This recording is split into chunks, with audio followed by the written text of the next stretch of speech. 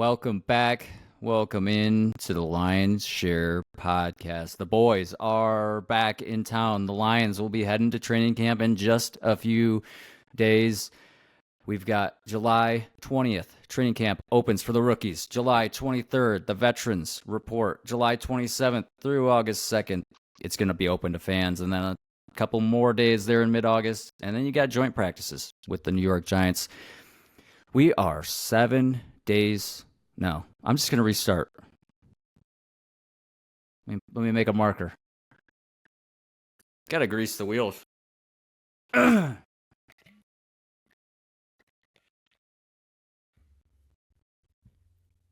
Welcome back. Welcome in to the Lions Share podcast. The boys are back in town. That's right, we're back. And the Lions are back. Football season is approaching. We've got 7 more Sundays until NFL football. 55 days until the opener with Stafford coming back to Detroit again. The Rams at home on Sunday Night Football in the opener. And we've got 23 days, folks, until the preseason opener.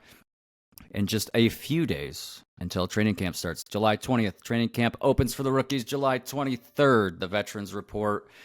And from there, the floodgates will open with football content across the United States between college football and the NFL. We are back, boys. It has been 2 months. Shareholders, it has been a long time since we talked to you all on these gracious airwaves. Boys, open up the floor to you all for a little bit here, just real quick. If you guys remember how to do this, I don't know if I even remember how to do this podcast thing. What have you guys been up to since we last spoke? What have the boys been doing? Boys have been grinding. Nose is a grindstone. It's the off season for us too. No, I've been taking it easy. I don't do much. We're getting our vacations in before the season though. So Smart. That's it. That's all we got. Yeah, I think he speaks for both of us. Just a little more poopy diapers and cleaning some messes up on my end, but trying to take it easy. Just coming back from a nice week off, nice family camping trip up in Mackinac City. Always beautiful every year. So trying to relax, soak up the weather when it's not a billion degrees. But that's not an invite for you to talk about the weather in Texas, just so we're clear. All right. I won't. The floor is not mine. I believe every year. Is it every year that the family does this camping trip? I believe last year when we picked up with our training camp little preview episode, you were doing the same thing, and I think I could quote you here. You said you had a gaggle of family members, so it's quite a few. It is quite a few. It's changing every year. I can't even tell you how long we've been doing it. I think this year might have been like the 22nd year or something of that number, maybe the 20th year. Somewhere in there. We've been doing it a long time, but it's always fun. It's nice to get home and do the tour of Michigan to see everybody. And we love it. We love it up there. You want to do like a little mini Jersey Shore, go up to Mackinac City. T-shirt shops everywhere you look. And fudge on every corner. Andrew, what's this I hear about you and joining some sort of kickball league? Hey man, and we're getting older. You got to stay a little bit active. I'd be lying if I didn't say they used me as catcher yesterday. Nonetheless, we did put on quite a beating. 26-1 brought home the win for you guys yesterday. Don't worry.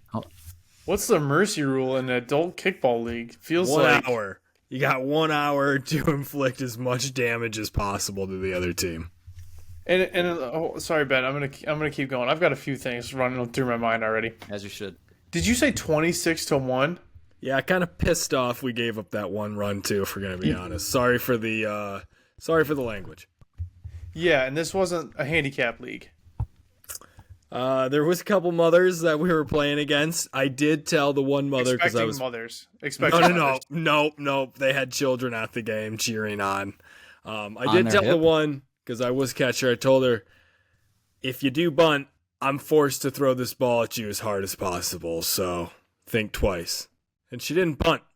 We got her out. Wow. How many RKIs are we up to this season?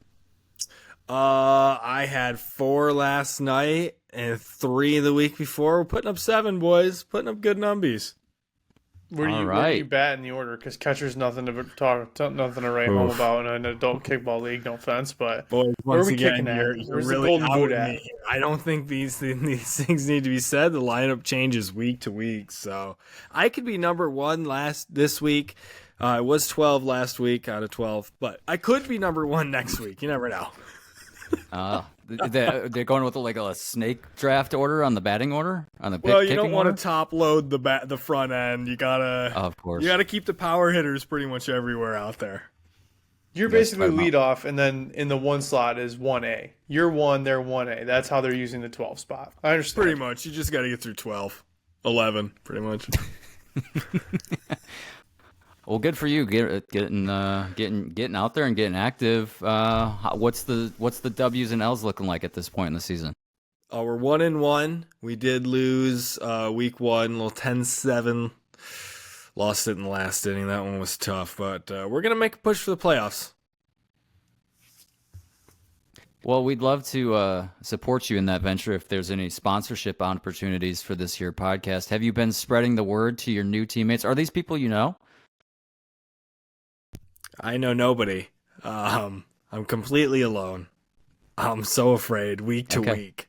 I'm barely hanging in. I'm gonna be honest with you here. Well, that's why they put you in the 12th spot. Then there's obviously some what's the word, prioritization? Yeah, they're not quite like, is there familiar some with my bias? abilities. Yeah, exactly. Like they don't know. Yeah. But once you're out there and they see those RKIs, they might bump you up to 4th. Put you in Once they cleanup. look at the numbies after this week, dude, that's what I'm saying. Things are gonna change. All right, last question. Any live streams going on these games? Like, where can we watch this content? Is this on the Ocho? I would be honored to be on the Ocho.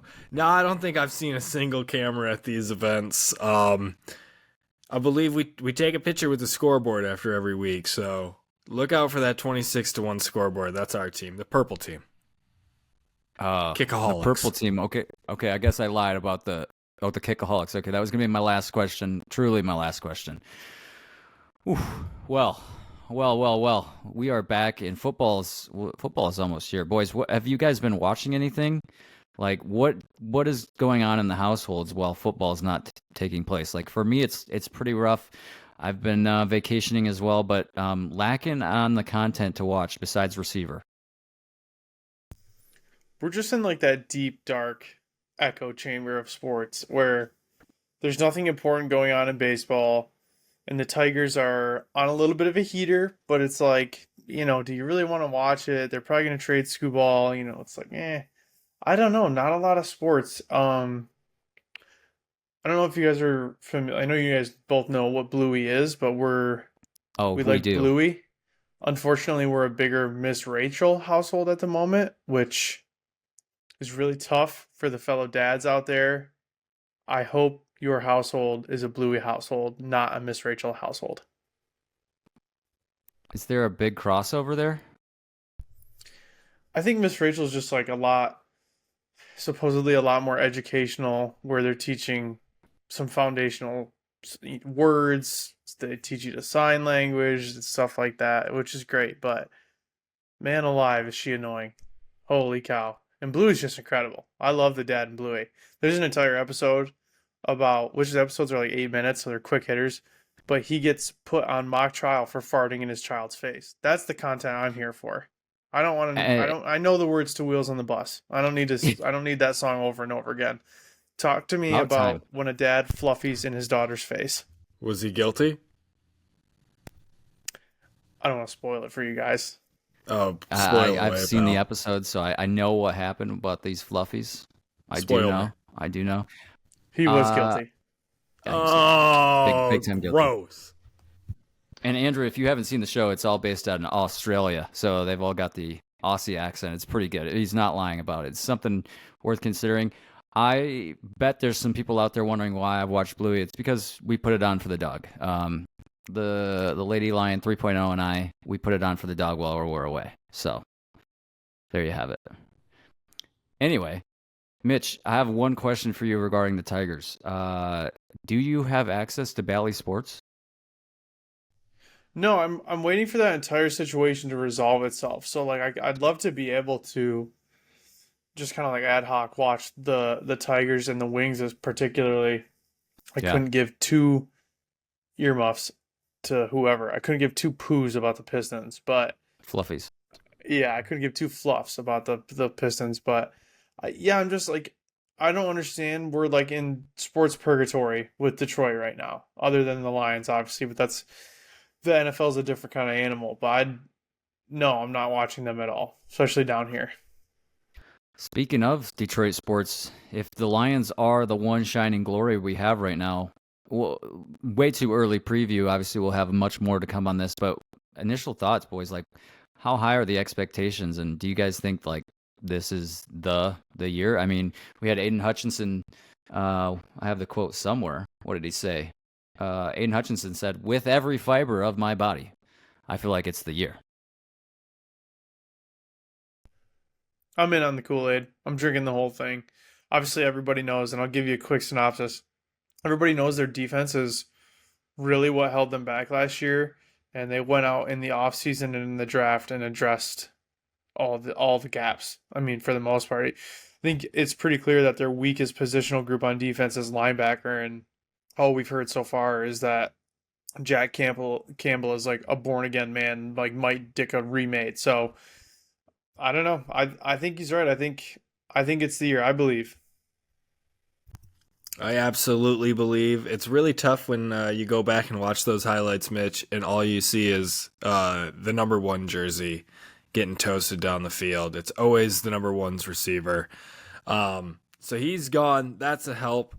We do have some young guys, though, so it's not going to be an immediate difference. They're still going to make plenty of mistakes. They're going to get toasted a few times, and they're going to look stupid out there at the same time.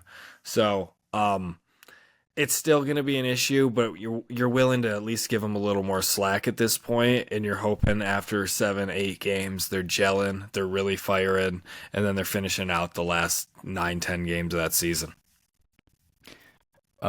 Totally agreed. And I'll touch on your point about the secondary last year. Mitch, preview to receiver that you haven't watched yet, and preview to any of the shareholders who haven't watched it. Trigger warning. Trigger warning. There is some footage of Cam Sutton getting beat on there. Shocker. And some other games that shall not be mentioned and other names as well. So just a trigger warning. If you're going to watch receiver, just be aware that there's going to be some things that you might want to might have already forgotten and might want to continue to forget. So just a heads up. I think, like you guys said, both of you, I'm hopeful that the improved secondary, the improved defensive line, can make up for which is arguably the lesser of all the three levels, the linebacker core. But as you said, Mitch, on the rise. So I think you'll see a rising tide lift all boats there too. And I mentioned it here in the notes, but the more and more I see of DJ Reader, and I've seen him with the Bengals over the years, but the more I see and hear from DJ Reader, just makes me so excited for what we're going to see from the defensive line, and hopefully Aiden Hutchinson and others can benefit from that as well. But between the tandem, the duo of DJ Reader and Aleem McNeil, most excited for that. And I don't know if you guys saw this. It was a couple months ago at this point, just after we recorded the last episode, I believe. There's a cool moment between Broderick Martin and DJ Reader. Obviously, DJ Reader coming in from the Bengals, mentoring a veteran guy, right? Mentoring some of these young folks like Broderick. And so before the two even met, that is Martin and Reader, Reader said he had already watched all of Broderick's film and wrote down tips and notes on how to improve, and then passed those along to Broderick. So I thought that was a super cool moment. I don't know if you guys have had the same excitement that I have for DJ Reader, but that's something I'm looking forward to next season. Can't wait. Super excited for the combo of him and Aleem. Like together, I think they're going to be just an awesome duo. Yeah, I don't know if I'm just excited about one person on this defensive line. I think I'm more excited of the depth at the line and on the edge and the different combinations of guys that they're going to be able to put out there. Just so many different packages they'll be able to play. Plus, you're going to have guys not sucking wind. They're all going to be fresh, ready to go. If you're going to have these short yardage situations, you've got Reeder, who's apparently, one of the best run stoppers here and can snuff them out. You've got Martin, who's hopefully going to play that role and learn from Reeder. So you've got them flipping out. You've got Aleem, who's quick off of it. You've still got Kamish coming out of there. And then you've got all the depth at the edge, and it's going to be fun to watch that entire unit.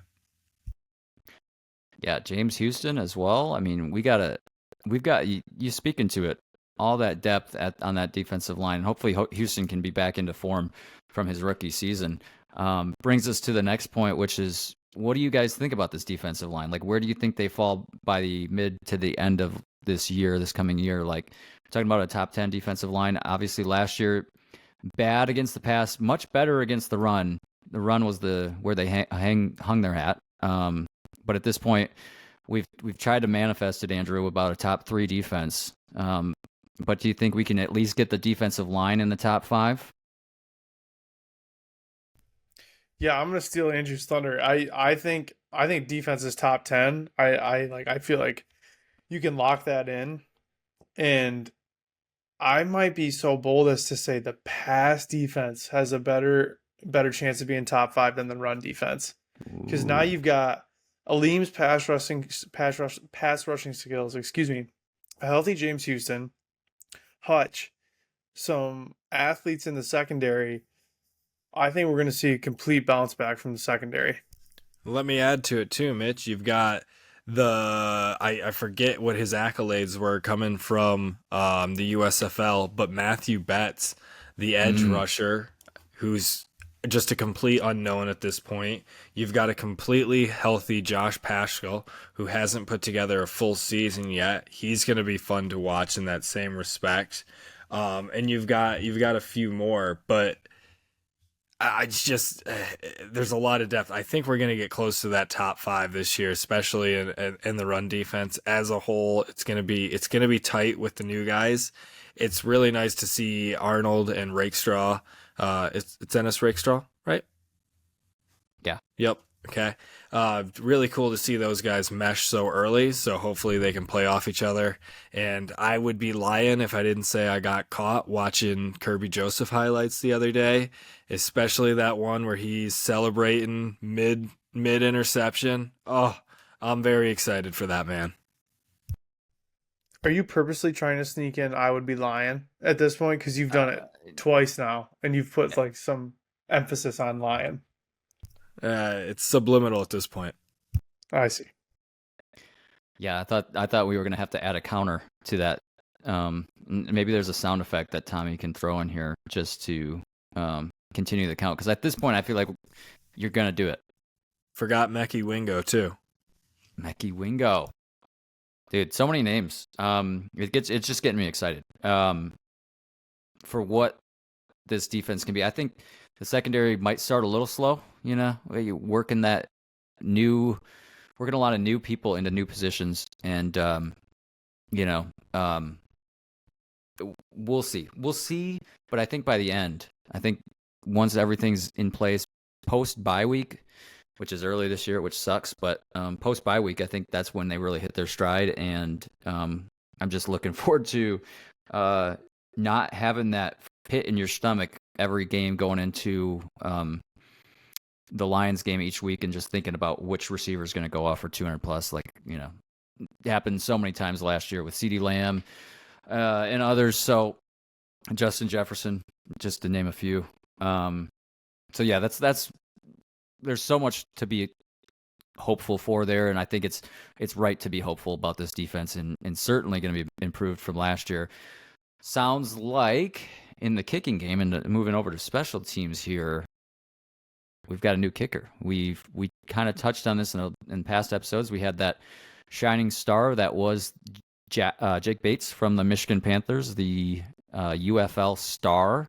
A lot of people thinking the natural transition would be for him to join the Lions after playing so much for the state of Michigan there, and playing a lot of games, obviously, at Ford Field, their home stadium. So they did, in fact, sign him. And, I love this move because obviously that was a need, and he's comfortable with the Ford Field as it is. And I think we could be talking about the next long-term Lion here, a veteran in the coming years, and may spend his whole career here. But I wanted to ask you guys, just initial thoughts on this signing with Jake Bates, but also two-part question. Do you think with a stronger kicker, does that mean that one DC will start taking points more often, or are we going to continue to see Dan the Gamble Campbell?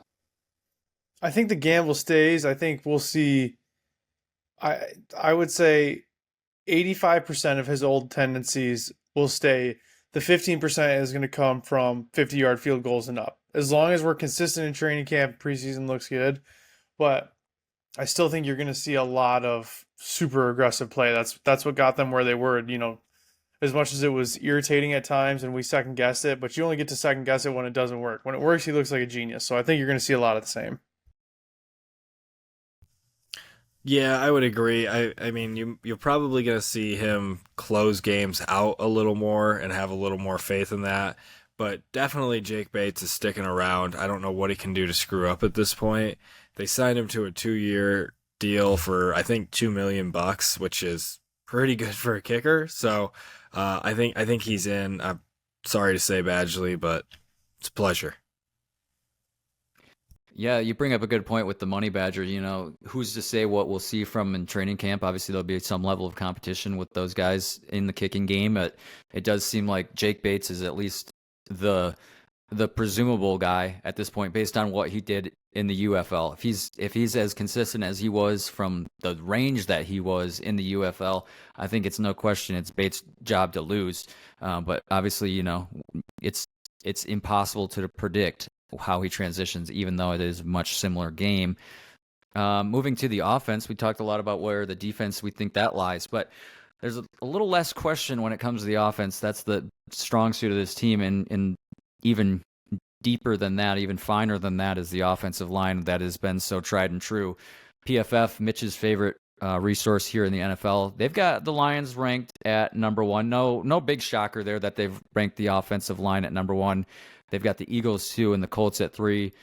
I don't even think it's a discussion, but you guys think that's right? You guys think this is the best offensive line in football? No doubt. Yeah, spot on. Spot on with the moves in the offseason to shore up the interior.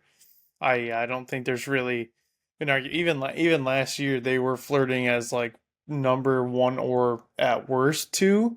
Yeah, I think it's a lock.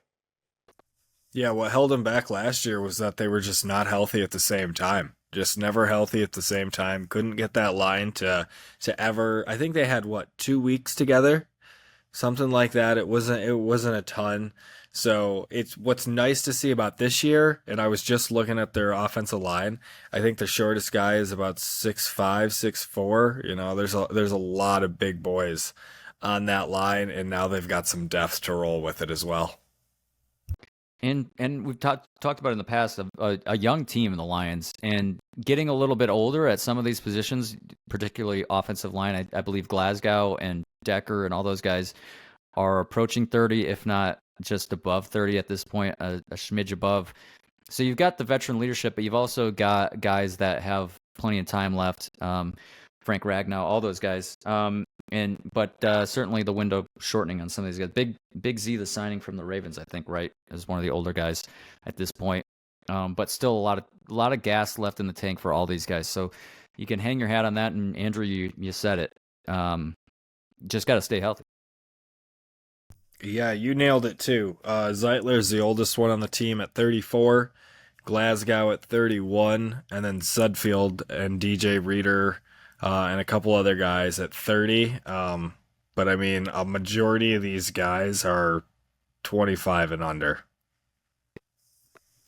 Yeah, they had a list, I think, that came out that was the top 25 under 25 or something like that, kind of like a Forbes 30 under 30, and a lot of the Lions young guns were on there. So yeah, I mean, we're excited for all phases. Of note too, it'll be interesting to see in the kicking game too, what the formation they choose to go with these new kickoff rules and who they have kicking the ball. A lot of teams changing up who's going to kick off is going to be different than who kicks field goals.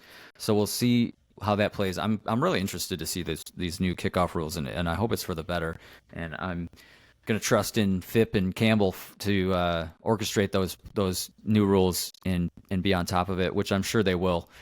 So we've got a video here from David Montgomery. We're going to try to implement some new things here on season 3 of the Lions Share podcast, and some of that is going to include some more interactivity. The goal for Tommy is to get us quotes after every game from Dan Campbell. A lot of times you hear us rephrase what Dan would say in the press conference, and maybe we'll even, on certain times, depending on when we record, maybe we'll even include live Dan Campbell from the podium. Who knows? But anyway, all that to say is we're going to include more media on this podcast, just to give you guys a better experience as a shareholder. And so Exhibit A here, watch it fail on us in front of us. But you guys have seen this video, but it's David Montgomery just absolutely crushing the deadlift of 705 pounds. I mean, not much to say from a short little clip like that, but ladies and gentlemen, he did it with ease. Like, you wipe after a deuce, David Montgomery deadlifts 705 pounds. It really is that simple. I mean, he makes it look like he's lifting half the weight. I mean, it's incredible. And if you were watching this on YouTube, you would have seen that clip too, because it should, in theory, that should play for the viewers on the video as well, if everything works and Tommy does his thing. So there's Exhibit A. We've got Exhibit 2B or 2 or B or not 2B. We've got Calvin Johnson. I'm sure you guys saw this news. Calvin Johnson is going to join the Pride. We love that. It's long overdue. Finally getting his roses, his flowers. And here's a little video of him receiving those accolades here at I think this was a golf outing. Obviously a pretty special season for the Lions. This year we got bigger plans. I don't know how the volume is. And when Lo and I look around Ford Field, I mean, there's 2 things missing. The first is a Super Bowl banner. Yep. And hopefully, Coach Campbell, his staff, players, will work their butts off this year to try to achieve. And the second is Calvin's name in the rafters. Yep. So on behalf of the Ford family, we announce that we are going to induct Calvin into the Pride of the Lions. Monday Night Football versus Seahawks, September 30th. So, Calvin, appreciate you. So, I don't know how to get this off the screen now, but there we go. So, that was it. And I don't know if you guys caught it in the audio there. That's actually Calvin's birthday as well. So, I don't know if that played into when they were going to do this, but if they did that, great forethought from the Lions PR team. And excited for week 4 because if anybody remembers the Cowboys game from last year, I hope you don't. But who could forget the Ring of Honor thing they did at halftime? Hopefully, ESPN, ABC, Disney gives the same experience to Calvin Johnson getting inducted into the Lions Pride. I would expect that they would. And if you're watching for that, if you didn't hear it in the video, that will be week 4 against the Seahawks. And that's a Monday Night Football game. One of many primetime games for these Lions this year. And saw some people on Reddit talking about this. And Mitch, you've made it a point to call this out. But the Lions have struggled against the Seahawks, particularly in years past. You guys think this is enough fire, adding Calvin Johnson's name in the rafters? You think that's going to give him over the hump here for the Seahawks finally? It's the first thing I thought. I thought, why would you do it against the Seahawks? Why? I tell you what. They put Calvin up in the rafters. They beat the Seahawks. Super Bowl. Bet the mortgage on it. And real quick, Andrew, before you have any thoughts, is Mitch, you sorry, that sounded mean. You had mentioned that you might go to one of these games. It wasn't the Seahawks that you were thinking of going though, right? Listen, boys, I want to go bad, but I'll tell you, with success in primetime games comes primetime pricing. And we're trying to work our way through that. It's a real shame. I mean, it's crazy. Like, I think I told you, we were telling you guys, and this is when the tickets first got released, so we'll see what happens. I would love to get the little Lion Cub up on the Cub Cam, but I think you got to be in the 100 level to do that. I mean, we're talking 2 tickets to the Jags game, like $1,000 just to get anywhere in the 100 level. It's pretty nuts. So we're going to keep an eye on it. We're going to see what's what. Watching them lose to the Seahawks in person was enough for me for a lifetime. I have no interest in going to watch them play the Seahawks again. Andrew? Put the ski mask away, my man. I think this is going to do it. I think this is just the firepower they need. Dan Campbell is enough. And Dan Campbell won't have to say a single word to these guys. They're going to be flying all around. I'm excited for it. Good for Calvin. I will say, if anything came out of like the change in the Lions and the organization, it's the relationship they have with the players now, and the fan experience at this point. Like, it just as an organizational change, I'm just glad to see this kind of stuff. Finally doing things the right way. I mean, we thought we might never see this from a front office, and finally it's here for the Lions. It's just, this is how it should have been the last, for our whole lives. However, it's just taken this long for people to wake up and the Ford family to finally do something right for once. But it does feel good to have things in place, and they're just kind of rewriting the history book, so to speak, giving these guys the accolades, and Calvin, obviously one of the best ever to do it. So obviously, no doubt he's got to go in the Raptors. No doubt. No Lions fan's going to disagree with that. A little somber subject, a little different subject. I'm sure you guys have heard the news on Cameron Sutton, the latest on old Cam Scammy. So he's been suspended. And he was signed by the Steelers. He went back to the Steelers, and now he's been suspended. So there's still a lot to iron out here, because the Lions don't want to pay him because they feel like they don't rightfully have to based on his behavior, which they've got a really good case, especially now that he's been suspended. But that may take, I think this has happened in the past. I think there's some past things that you can draw off of here to determine this. But I think this could take up to 2 years for this to iron out, and the Lions ultimately may not have to pay it, or may have to pay just a small piece. This is from an article that I read. It said the Lions released Cam Sutton with a June 1st designation, spreading his cap penalty out over 2 seasons. For now, the Lions are on the hook for $12.6 million in 2024. The Lions petitioned to the NFL to void Sutton's base salary for violation of player conduct, which is likely to reduce the cap penalty to $2 million at some point this year. The Lions will incur a 6.5 cap penalty in 2025, regardless of the NFL's ruling. So that's not going to change. Next year, they're going to have a 6.5 cap hit. And this is what they're trying to recover in the courtroom as it stands right now. They are trying to attempt to recover $8.72 million that has already been paid to Sutton, but they would need to sue him after the legal process. And I believe that's what they're going through right now. This suspension that the NFL has handed down to Cam Sutton is only going to help their case. And it's going to take time, but hopefully the Lions will go out of this will come out of this with more money in the bank than they do now, having to pay him what they did. That's Cam Sutton. We hate to see you go, but not really. We do hate to see you go. Not really. St. Brown was on the Pivot podcast. I don't know. Did you guys see this clip before we play it? Is this ringing a bell for anybody? Andrew, Mitch, nothing?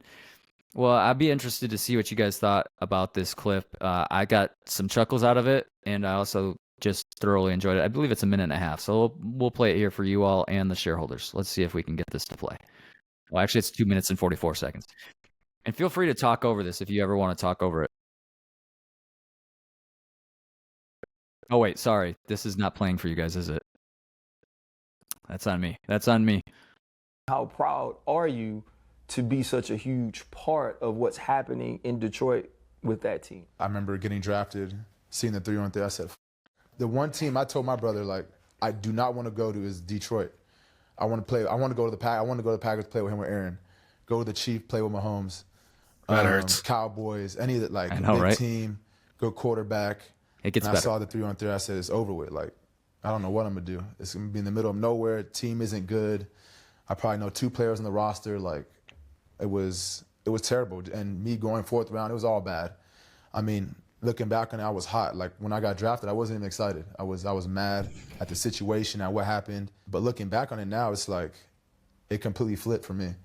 I remember being there as a rookie when I first got there, staying in the hotel, doing rookie mini camp. I was like, this is completely different for me. I grew up in Orange County, Southern California, went to USC. I traveled the world a lot as a kid, but I was never in one spot by myself with no family on a team that I didn't really know much about, whole new regimen, everything. So it was all new. And, you know, my whole thing is when I got there, I was like, I'm going to do whatever it takes to get on the field, yada, yada, yada, block, whatever it is. I don't know if dudes are faking injuries at the end of the season, if they just didn't want to play.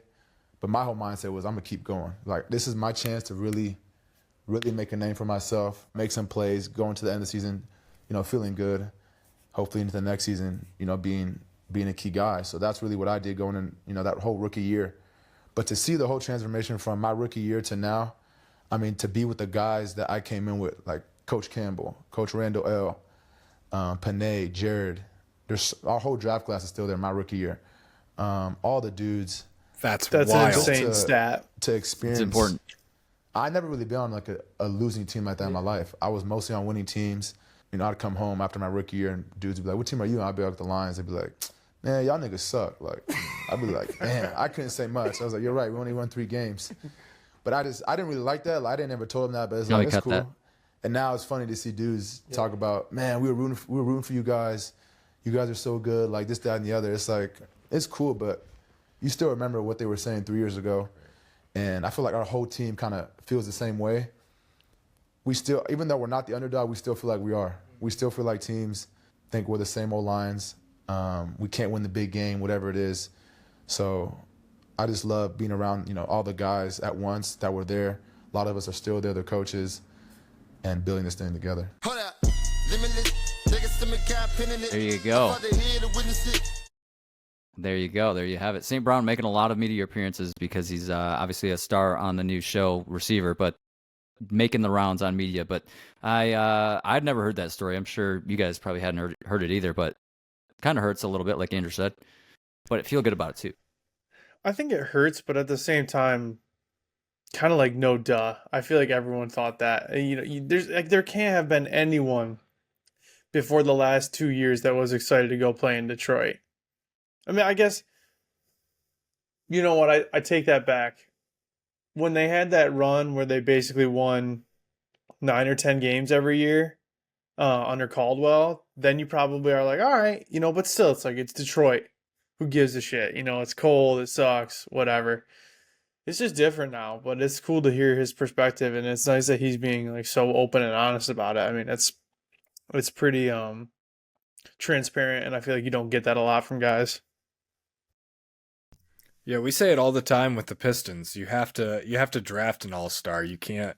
Free agents don't want to come to the city of Detroit. That's not something they want to do. I mean, Blake Griffin, God bless his soul. Thank you for hanging out for a hot second, brother. But now with Detroit, like, especially hearing him say my entire rookie class that is still there, that's absolutely insane. And we just saw Panay get paid. We just saw St. Brown get paid. It just kind of sets the mindset for all these new guys getting drafted. You're going to get paid. Stick in here, put in the work, and you're going to get paid in the long run. And I think that does more than anything, because now they're just building depth. And now they've paid the quarterbacks. And now it's going to be tough. So the depth is the most important thing at this point.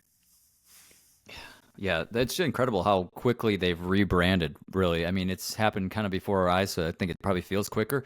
But, yeah, I mean, certainly not the weather that's going to bring in anybody here to Detroit. No one's thinking that's the reason they're coming in. So you got to give them another reason, and this coaching staff has done that and made this place a landing zone for free agents and draft picks alike. So it's great to see it. We thought, you know, at points in our lives that we might never have a destination here in Detroit, and it feels like it's finally happening before our eyes, which is great.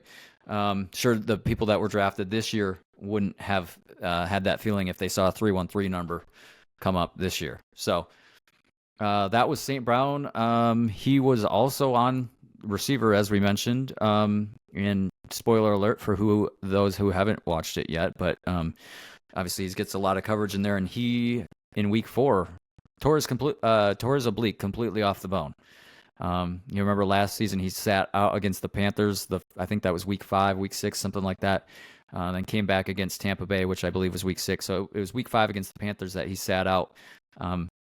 But at the time, you know, we had no idea what the injury was. We knew it was an oblique, but we they don't give us those details. We didn't know his oblique was off the bone.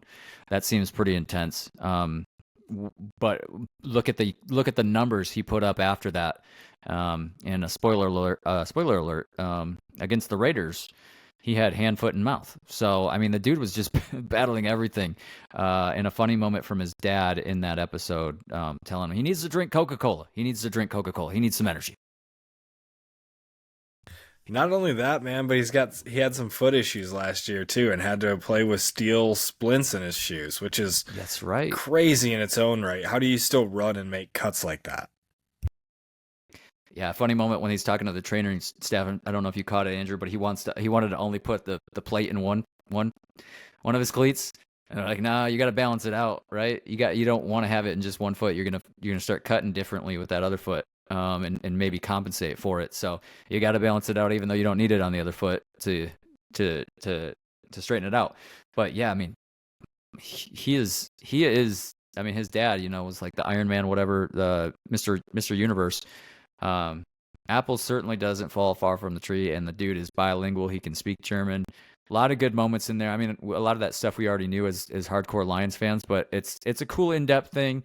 I really liked quarterback last year. I liked receiver. I like receiver this year. I'm not quite done with it, but it's just incredible production that Omaha, aka Peyton Manning and the boys over there do. They simply don't miss. And it's cool to have the pull of St. Brown in there. I think if you're a Lions fan, you'll definitely get that out of it. Andrew, you've been watching. I know you're not all the way through it as well. So what have you seen, and how have you liked it? And would you recommend the shareholders check it out? Oh, Mute Monster got me. Somebody rack it up. I would definitely recommend it. I'll tell you what, though, man. I've talked about it with a few coworkers, too. George Kittle would be the exact same human being, whether he had 5 pennies to his name or $500 million, dude. He is just an absolute down-to-earth guy. He's surrounded by good family. Man, he has just got a nice life going on. I can't believe they all take a party bus to all of his games, get a suite for every game. Like, good for them, man. They absolutely do it right, and they do it together. It's pretty cool. And I'm sure you caught that bus that has his full body on it is sponsored by Chubby's. So they got it, at least paid for by Chubby's probably. I don't know about the gas, but that was cool to see. The inside look at the Kittle family. Make your hobby pay you, right? Like, why not?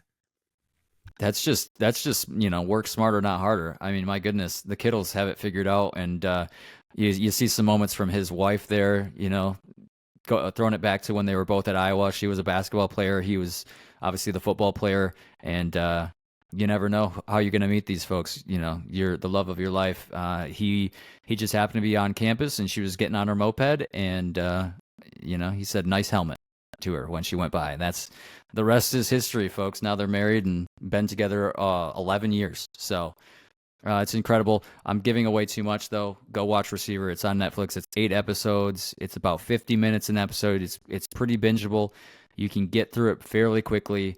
And the guys on it, Justin Jefferson, Devontae Adams, Deebo Samuel, George Kittle, and Amon-Ra St. Brown, of course. So some characters in that show. And Andrew, you nailed it. Kittle's a big pull for me in that. And it's cool to see a diverse group of guys, including a tight end in there, along with the receivers. So would recommend. It's got the Lions share stamp of approval. One more thing, Andrew, you wanted to include this. We had a lot of summer of love. We had a lot of weddings this year for the Lions. We had Jared Goff getting hitched to Christian Harper. Congratulations to the Goffs. We had Malcolm Rodriguez getting hitched. Congratulations to the Rodrigos. And Jack Campbell, he also got married this summer. And Andrew, remind me, was this Malcolm's wedding that Panay did the dance at? No, this is Panay's wedding. Oh, Panay got married as well. Wow, bad on me with the notes here. Panay got married as well. Okay, so we've got a clip from there, some exclusive content to the Lions Share podcast. Panay Sewell dancing at his wedding.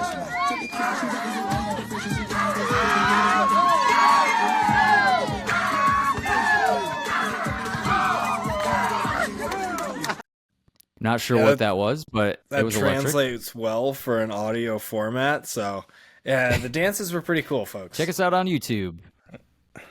Maybe They were good. maybe They give were a good. little We'll try to- earphone. little context. A little, I don't know. I don't know what you're talking about there. But yeah, that was Panay Sewell. I think that was Jahmyr Gibbs's Instagram story. That content was from Jahmyr, I believe. But yeah, it's the summer of love. The Lions were all getting hitched this summer, it seems like. And there may have been more. Who knows?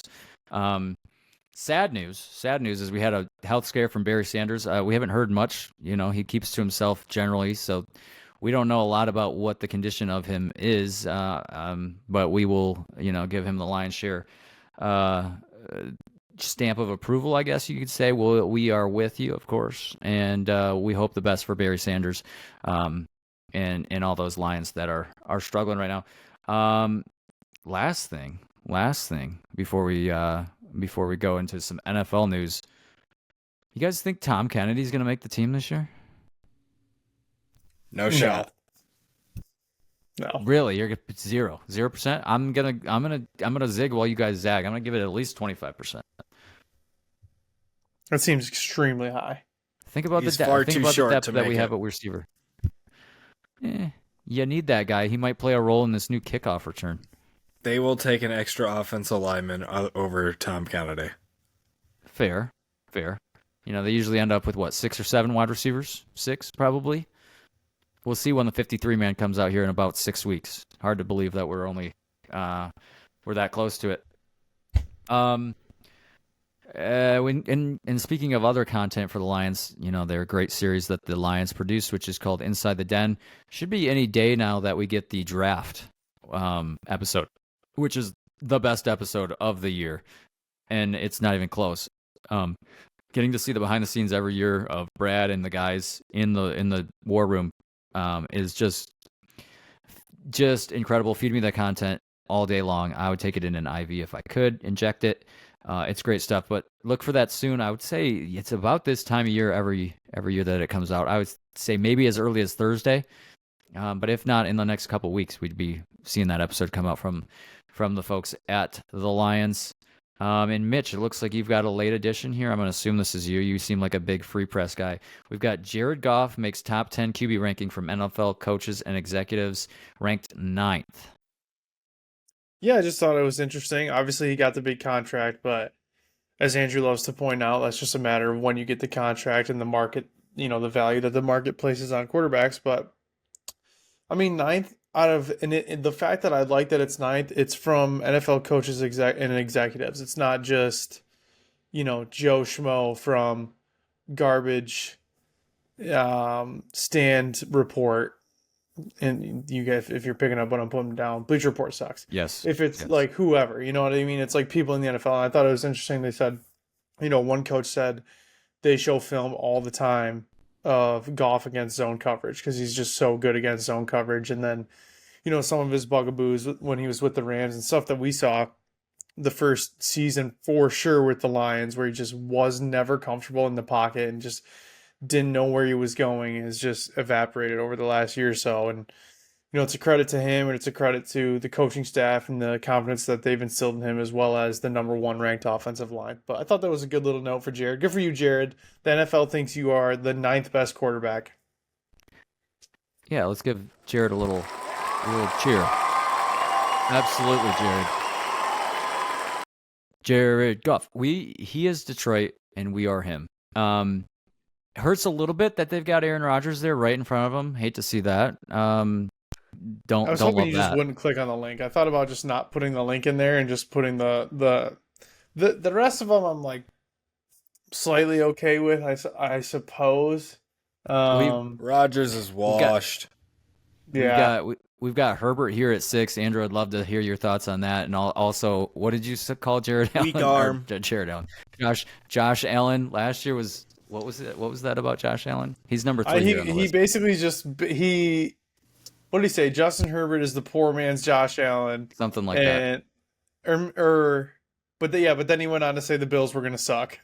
is how I remember the season preview shaking out.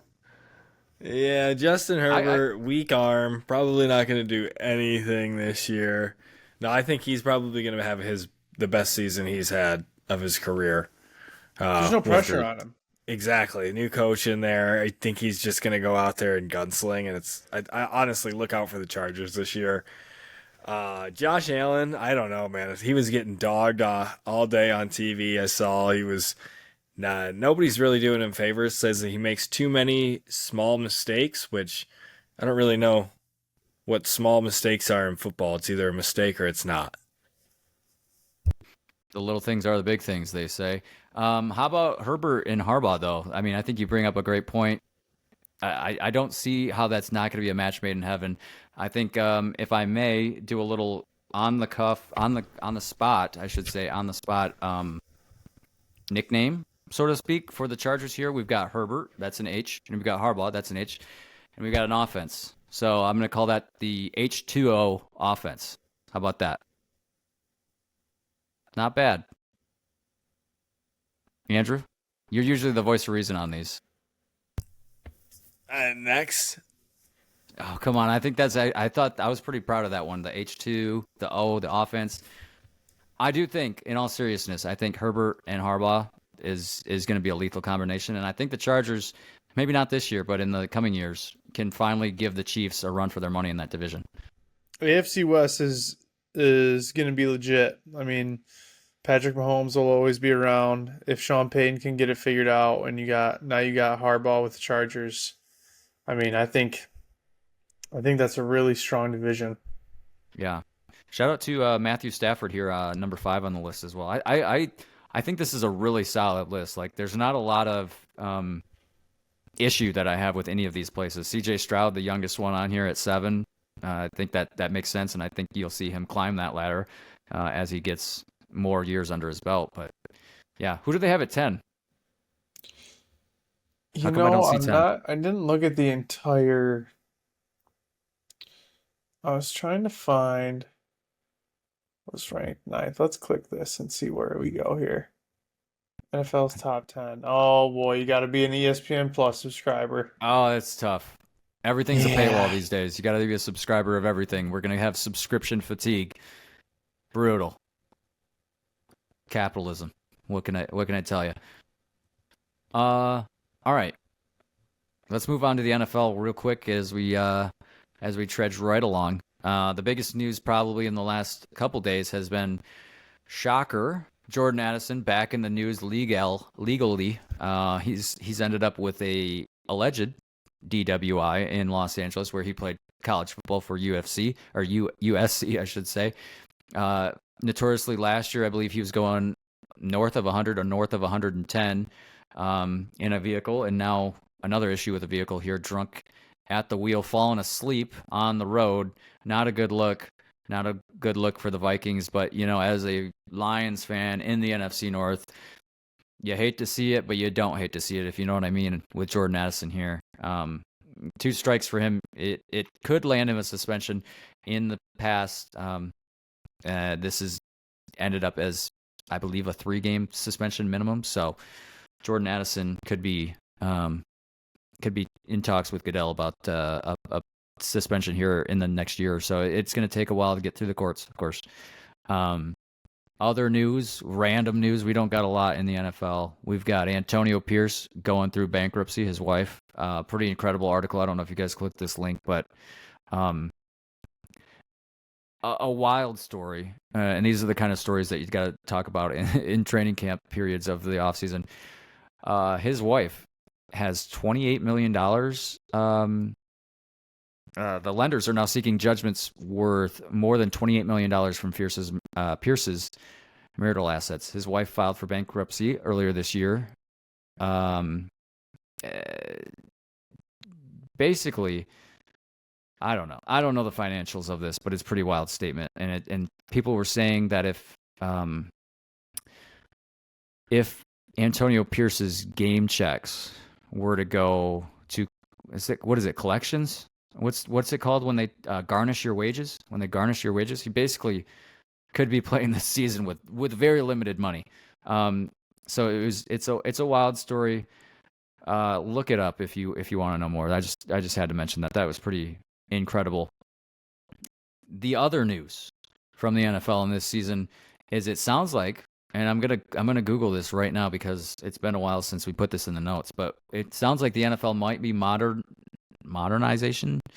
experiencing some modernization with these electronic first down reading. Gone are the days of the chain gang and those physical markers. It could be this season that we finally see. I think they're going to test it in the preseason, and then if it's all good, we're going to have a season with electronic markers.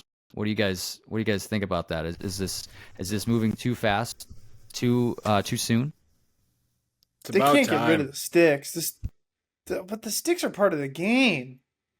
Keep them there for show if you want them, then. Yeah, as long as they do that, I don't give a hoot. As long as there's a curtain, right? So it says here, the NFL has been testing out an electronic system to measure first downs using high-resolution cameras and optical tracking technology. This system, developed by Hawkeye, a computer vision system used in tennis replays. If anybody's watched tennis, shout out Wimbledon right now. You can see where they go to replay, and you can see exactly where the ball landed, if it was in or out. Similar system here with the NFL. You can see if, was that a first down or was it not? And gone are the days of the old index card from what's his face and Gene Steratore, that was his name. So they're going to use cameras along the sidelines, goal lines, and end lines to help officials determine the position of the ball and the players. The system can also measure if a player reached the line to gain. So this could be a legitimate game changer in the NFL going forward. Do you think it could measure the amount of time you just spent explaining it? Well, you know what? That's what the shareholders come here for, the details. I don't know if you recall from last season, but we got complimented many times on our high-level analysis. Yeah, bring that guy back. Can we find out who that was? When the Lions started playing good and random people just typed in Lions podcast and found us, and somebody felt the need to just low-level analysis. What are you doing from your couch, bud? Like, who are you? Why? Why would you say that? Absolutely Anyways. nothing. I'm sure he's fun at parties, and he's still tanked our rating. So, by the way, rate us 5 stars so we can get that rating back up to 5 stars because he gave us 1 star and brought us down. So we need all the help we can get. And I don't know if you guys have been perusing the Reddit or Twitter, but a lot of Lions fans looking for podcasts because the Pride of Detroit is no longer, as far as podcasts go. I believe, is it The Atlantic or Bleacher Report? Somebody. Or SB Nation. I think it's SB Nation. It basically took all the money away from the podcast. So might be an opportunity for the Lions Share podcast to grow if we can have this high-level analysis. Yep. When the first thing we're going to do, shareholders, is get Andrew a ring light for his computer. I am any the help, darkness. Any help on the front light?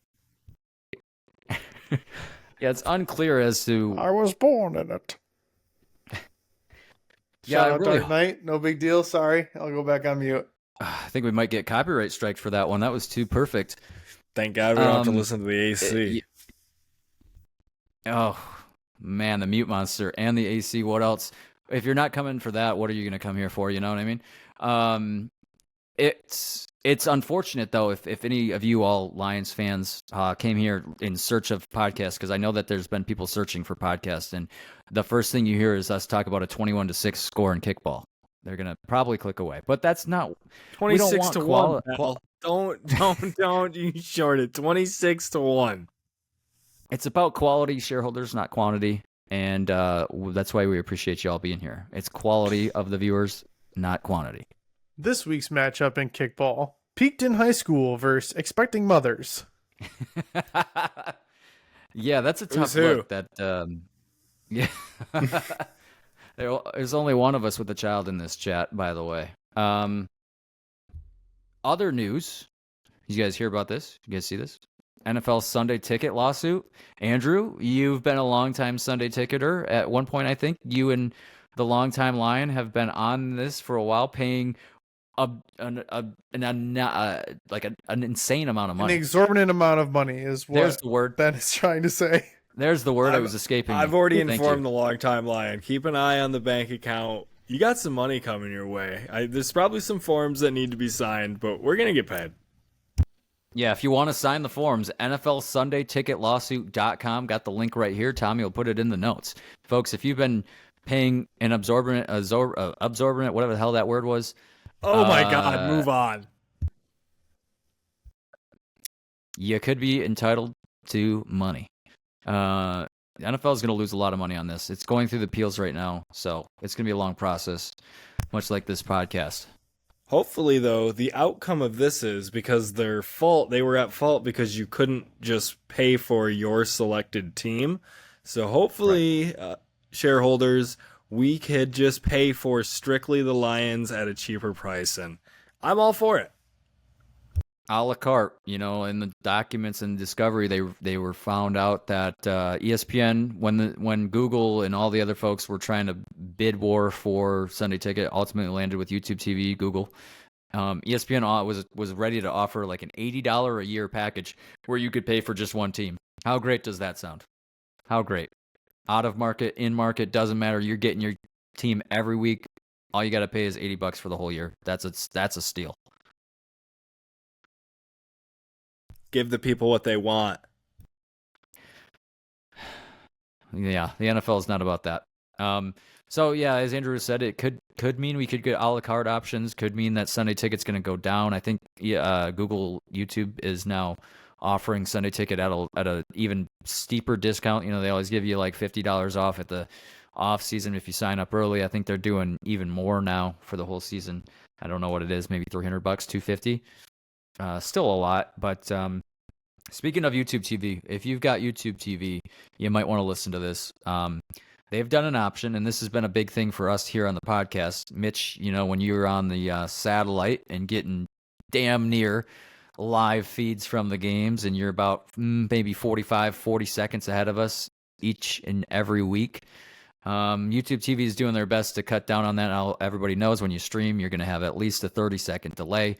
You're probably a play behind at the very least. Well, on your TV, and you will see if you want to go to the Lions Share podcast, or the Lions Share TikTok, which is a new account, by the way. If you want to go check that out and hit us with a follow, we've got a video on there that describes this process. But basically, there's an option in your options to change to real time or decreased delay, and it gets you a little bit quicker and more like a 20-second delay versus a 45 or a 40-second delay. So it's going to cut down on those issues when you're in the group chat, or you got a betting app, or you got a sports app that you get the alerts before it even happens on your TV. It's annoying, and YouTube TV is doing their best to cut that down. So that's that.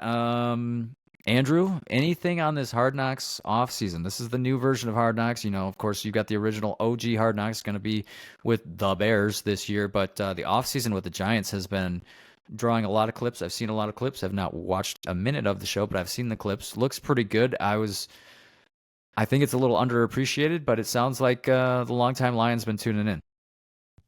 Yeah, I have to see if he's seen. I don't know how many episodes are out. I know at least 2. I saw episode 1 and bits and pieces of it. I don't know. It doesn't really look great for the Giants front office. Feels like it makes them look a little bit incompetent at times. Feels like they play their cards a little too loose and kind of let other teams know exactly what they're looking for immediately, which is kind of a tough look. So I don't know. I mean, the Giants are in a really weird place as a franchise as well. You've paid the quarterback. You've let the running back go. You've got no real defense to speak of, no real offensive line to speak of. So it's tough. Yeah, that's on Max if anybody wants to watch it. And spoiler alert, this was in the closing time notes, but yeah, the Bears will be getting Hard Knocks, the OG version of Hard Knocks this year here in just about 2 weeks. Hard Knocks season 1 or episode 1 will be coming out with the Bears and their rookie quarterback Caleb Williams. So, last thing about the NFL, and this is not really the NFL, but if anybody's watching the Olympics this year, we've got Al Michaels, but it's actually AI Michaels. He is going to do the highlights each and every week. And you guys tell me. Hi, Kelly. Welcome to your played around daily with Olympic AI recap, your personal rundown of in this year's yesterday's most podcast, thrilling Olympic moments. What if I told you that this wasn't Al Michaels? This was AI Al Michaels.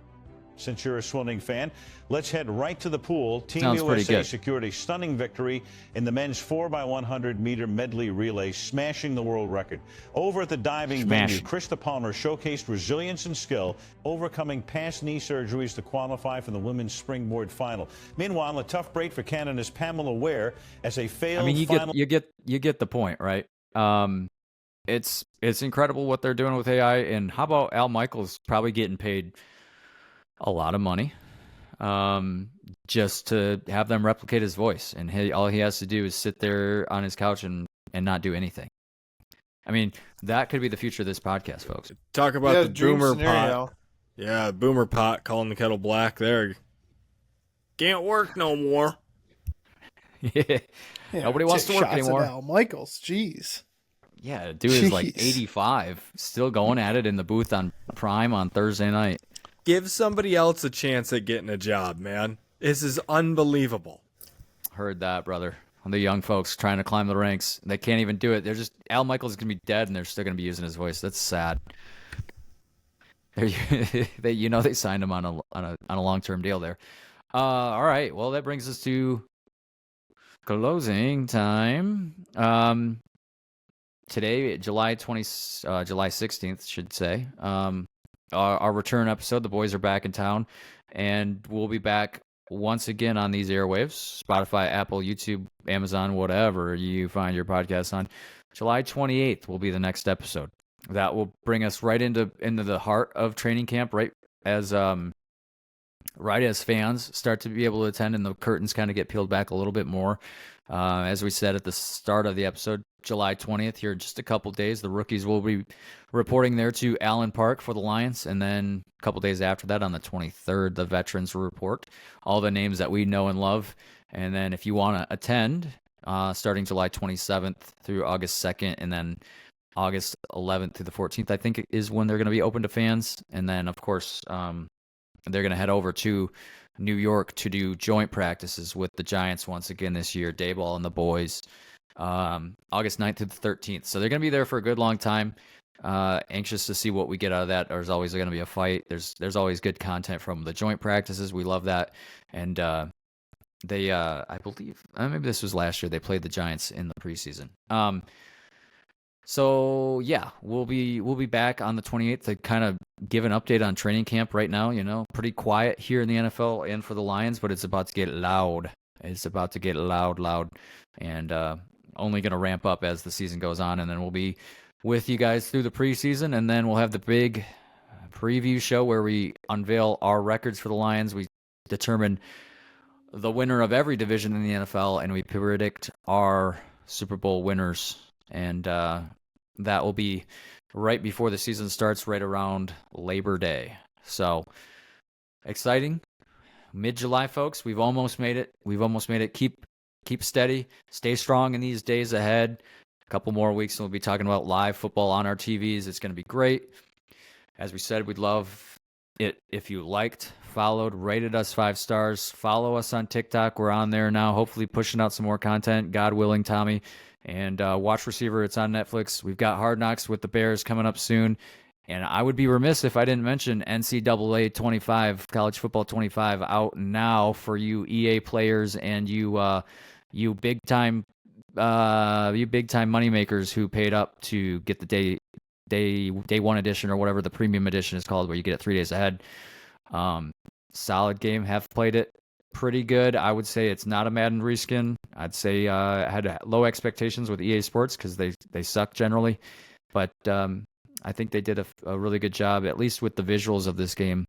And shout out to the Chippewas, Kelly Short Stadium, looking real good. Looking real good. Andrew says no, not looking good. It's no longer Kelly Shorts. It's Kelly Short Stadium at the whatever field. Or is it I don't know, dude. Whoever's paying for those rights is probably going to be pissed off. It's Herb Dramedy Field at Kelly Short Stadium or something like that. Okay, that seems a little better. Let me give you the real name. It's the Kramer Dramedy Field at Kelly Short Stadium. If they could have come up with a longer name, I bet they could have. My goodness, it's such a terrible name. I mean, I know these guys are important. Dramedy and Kramer important, but still, my goodness, Kelly Short Stadium was long enough as it was. Put your name on another building. There's plenty of them. Write us a check. We'll do whatever. Basically, is the MO there. Yeah, Andrew. Good luck in your kickball league. Good luck to those folks out there battling the Zoomers on NCAA 25, college football 25. Pick it up if you are so willing. It's a good game. I can vouch for it. We will be back in about 11, 12 days. Boys and girls, shareholders, stay strong. Football on the horizon. Andrew, you going to take us out? Let's go Lions. Meow, folks. Meow.